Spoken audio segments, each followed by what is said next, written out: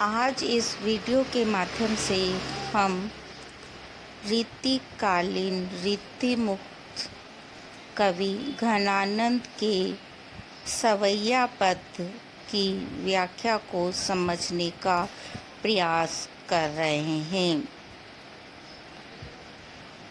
घनानंद ने अपने प्रेम की अभिव्यक्ति, विरह की अभिव्यक्ति कविता के माध्यम से बहुत सुंदर तरीके से की है। कवियों के मध्य अक्सर एक प्रश्न चर्चा का विषय रहा है और वह है सौंदर्य क्या है। सौंदर्य किसे कहते हैं? प्रायः सभी प्रमुख कवियों ने सौंदर्य को परिभाषित करने का प्रयास किया है। घनानंद ने भी सौंदर्य को परिभाषित करने का प्रयास किया है। माध्यम उनकी अपनी नायिका सुजान, अपनी प्रिया रही है उसकी, और उसी से संबंधित पद को हम यहाँ पर देखने का प्रयास कर रहे हैं।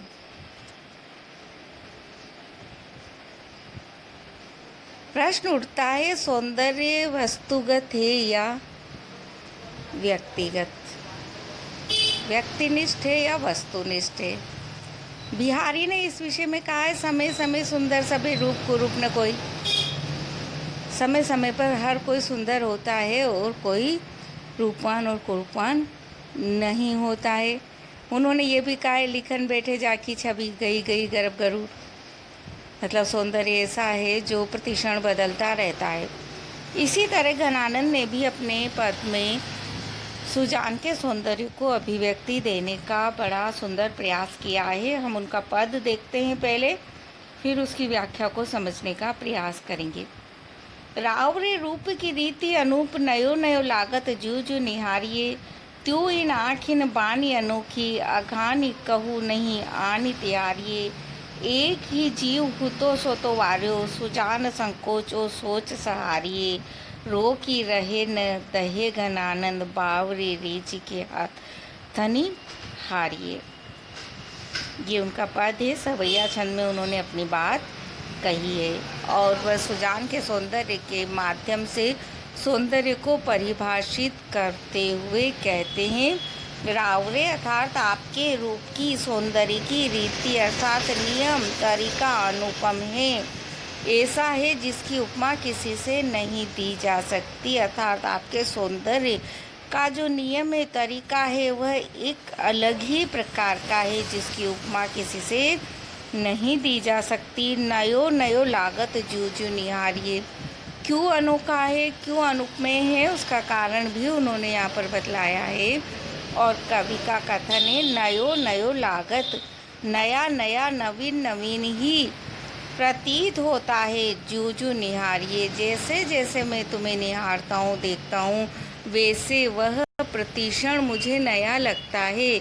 लगता ही नहीं है कि मैंने तुम्हें पहले भी देखा है। हर क्षण तुम्हारा सौंदर्य मुझे नवीन प्रतीत होता है। यह है सौंदर्य की परिभाषा घनानंद के शब्दों के अंतर्गत। अर्थात सौंदर्य वह है जो नित्य परिवर्तित होता रहे।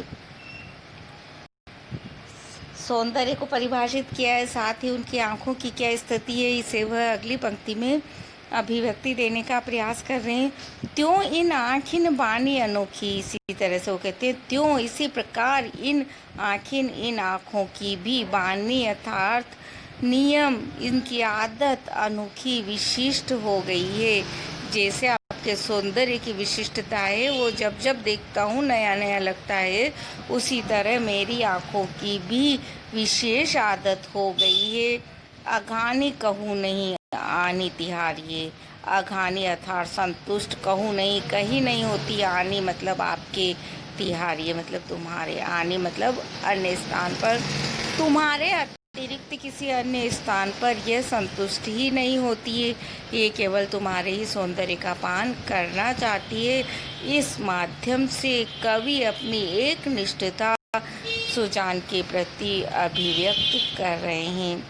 एक ही जीव हूतो सो तो वार्यो, आगे वो कहते हैं अपनी एकनिष्ठता को अभिव्यक्ति देते हुए कहते हैं एक ही जीव हूतो मतलब था, मेरे पास तो एक ही जीव था, एक ही आत्मा थी, सो तो वार्यो वह तो मैंने आप पर अर्पित कर दिए, वार दिया है, अर्पित कर दिया है। सुजान हे सुजान, संकोच और सोच सहारिए, मैंने अपने संकोच और सोच, सारी अपनी सोच विचार की शक्ति को, सारे अपने संकोच को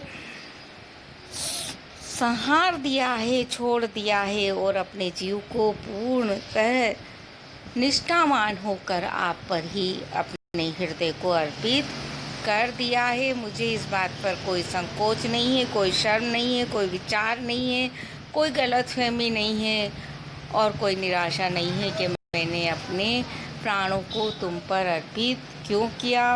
रोक ही रहे न दहे घन आनंद, बावरी रीझ के हाथ हारिए। वो कहते रोक ही रहे न, रोकने पर भी ये प्राण रुकते नहीं हैं।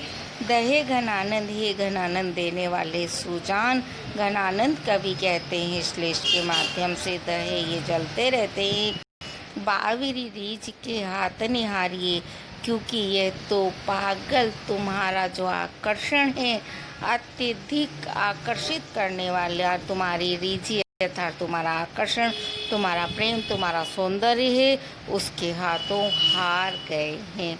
इस तरह से कवि यहाँ अपनी प्रिया के प्रति अपने एक निष्ठ प्रेम की अभिव्यक्ति के साथ साथ सौंदर्य को परिभाषित भी कर रहे हैं और उनकी निगाह में सौंदर्य वही है जो नित्य प्रतिपल परिवर्तित होता रहे।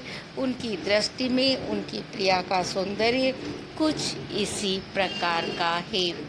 ब्रज भाषा के माध्यम से कवि की यह बड़ी सुंदर प्रस्तुति बन पड़ी है। आप अपने सहपाठी मित्रों को वीडियो अवश्य शेयर